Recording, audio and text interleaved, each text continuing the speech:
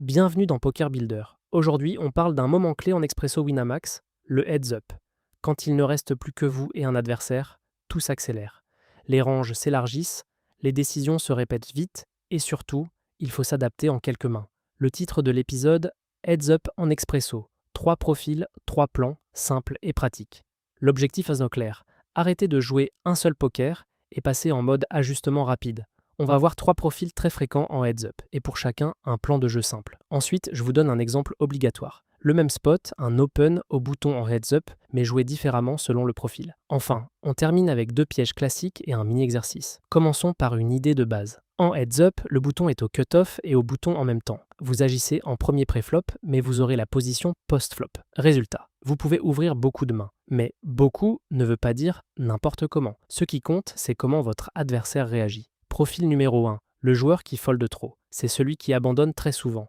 Il fold trop sur les open, fold trop sur les c-bet, il n'aime pas défendre. Parfois, il est passif, parfois il est juste en mode attente, plan contre lui. Volez souvent avec des mises petites et fréquentes. L'idée est simple, si quelqu'un vous laisse prendre les blinds et les petits pots, vous prenez. Votre argent vient de la répétition. Concrètement, pré-flop, vous ouvrez très souvent au bouton. Pas besoin d'envoyer cher, une petite relance suffit. Post-flop, vous québétez souvent sur des sizings modestes parce que vous n'avez pas besoin de le faire folder une main forte, juste sa main moyenne ou son air. Vous évitez de transformer ce spot en gros bluff héroïque. Votre edge, c'est qu'il foldera trop souvent sur des petits coups. Profil numéro 2, le joueur qui colle trop, le très payeur. Lui, c'est l'inverse. Il défend ses blinds, il voit beaucoup, il paie une mise pour regarder et il peut même payer trop de rivers par curiosité. Souvent, il bluffe peu, mais il s'accroche. Plan contre lui. Value agressive et très peu de bluff. Votre objectif devient de miser quand vous êtes devant, encore, et de ne pas gaspiller des jetons en essayant de le faire coucher. Concrètement, vous continuez à ouvrir large car il va vous payer avec des mains dominées.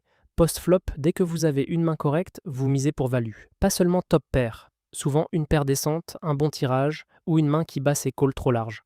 Vous réduisez fortement les bluffs, surtout les bluffs en plusieurs barrels. S'ils paient trop, vos bluffs perdent leur raison d'être. Quand ils montrent beaucoup de force, vous respectez davantage car ce type de joueur est rarement en train de partir en freestyle. Profil numéro 3, le très agressif. C'est celui qui relance beaucoup, qui 3-bet souvent, qui so-bet tous les flops, qui met la pression. Il peut vous pousser à faire des erreurs, surjouer, tilt ou rendre les coups. Plan contre lui, piéger, payer de façon structurée et ne pas s'emballer. Vous ne gagnez pas contre ce profil en essayant d'être encore plus agressif à tout prix. Vous gagnez en choisissant vos spots et en le laissant bluffer quand il en fait trop.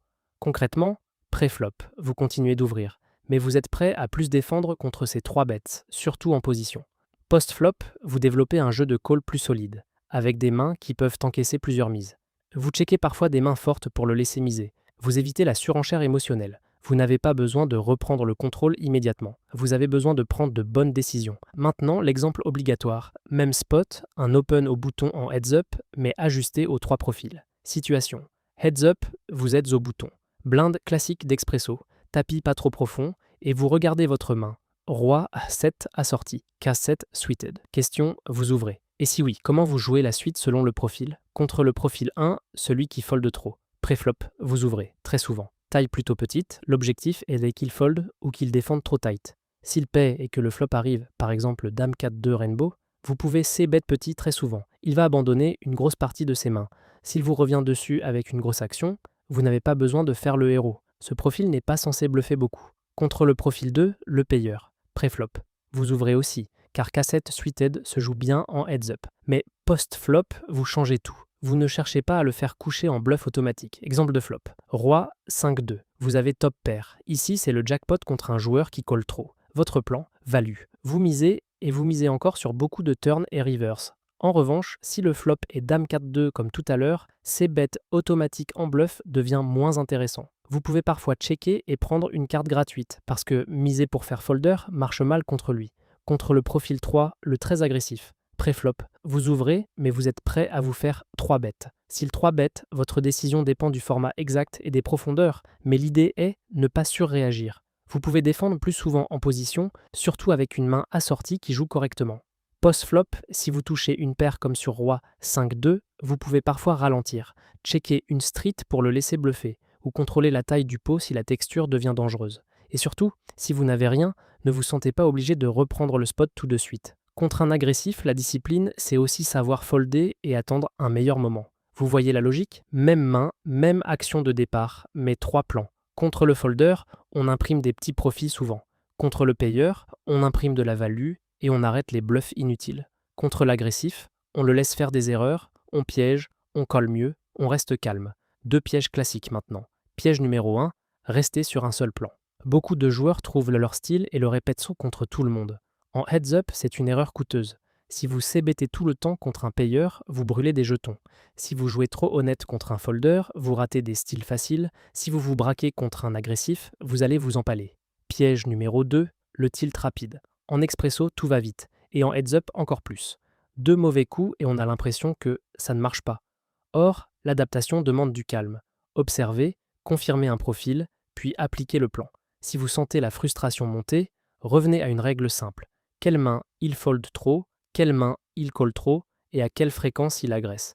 Mini exercice pour finir, à faire maintenant, même si vous êtes dans le métro ou chez vous. Question, contre quelqu'un qui paye trop, ton plan, c'est value ou bluff. Pourquoi? Réponse attendue. Value. Parce que vos mises les sont payées trop souvent par moins bien, et vos bluffs perdent en rentabilité puisque le fold d'équité disparaît. Si vous voulez aller plus loin et structurer vos adaptations, vos ranges et vos plans de jeu en expresso, venez sur pokerbuilder.com. C'est une plateforme tout en un pour joueurs de poker, pensée pour progresser étape par étape, avec une approche claire et orientée résultat. On se retrouve dans le prochain épisode de Poker Builder. D'ici là, en heads up, rappelez-vous, identifiez le profil, choisissez le plan et exécutez sans vous énerver.